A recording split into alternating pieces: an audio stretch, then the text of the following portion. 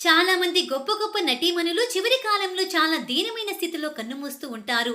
సావిత్రి గారిలాగే ఎంతో మంది నటులు అదే దోవలో ఈ లోకం నుంచి నిష్క్రమించారు. ఒకప్పుడు సూర్యకాంతం గారికి పోటీగా సినిమా ఇండస్ట్రీలో ఎంట్రీ ఇచ్చి ఎంతో మంచి స్టార్డమ్ అనుభవించిన నటి ఛాయాదేవి గారు.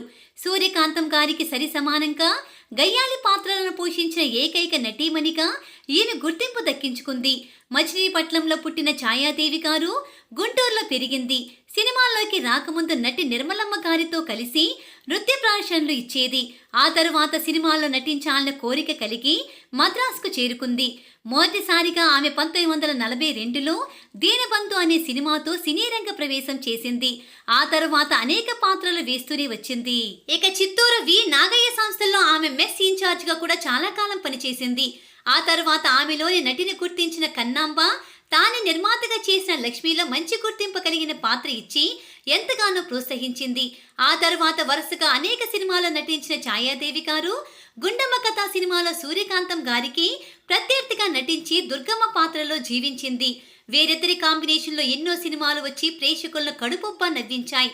ఇక ఛాయాదేవి గారు వడ్డీ వ్యాపారం చేసేవారు. సినిమా తీస్తున్న నిర్మాతలకు ఆమె ఎక్కువగా ఫైనాన్స్ ఇచ్చేవారట.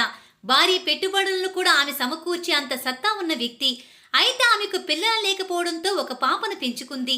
ఆమె 2 ఏళ్ల వయసులోనే అనుమానాస్పదంగా కన్నుమూసింది. ఆ తరువాత మరో పాపను పెంచుకుంది. చివరి రోజుల్లో ఆమెకు షుగర్ వ్యాధి సోకడంతో ఒక కాలు తీసేయాల్సి వచ్చింది. ఆమెకు డబ్బులు ఇవ్వాల్సిన వారు ఎవరూ కూడా ఇవ్వలేదు. వడ్డీలకు తీసుకెళ్లిన వారందరూ ఎగ్గొట్టేశారు. ఇక 1983లో దీనమైన స్థితిలో అనాథగా కన్నుమూసింది ఛాయాదేవి గారు. ఆమె జీవించి ఉన్న కాలంలో కానీ మరణించిన తర్వాత కానీ ఎవ్వరూ ఆమె గురించి ఎక్కువగా పట్టించుకోలేదు. సూర్యకాంతం గారికి దక్కిన పేరు ప్రఖ్యాతులు కూడా ఛాయాదేవి గారికి దక్కలేదు.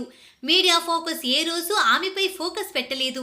దాంతో ఛాయాదేవి గారి గురించి ప్రపంచానికి చాలా తక్కువ విషయాలు మాత్రమే తెలుసు.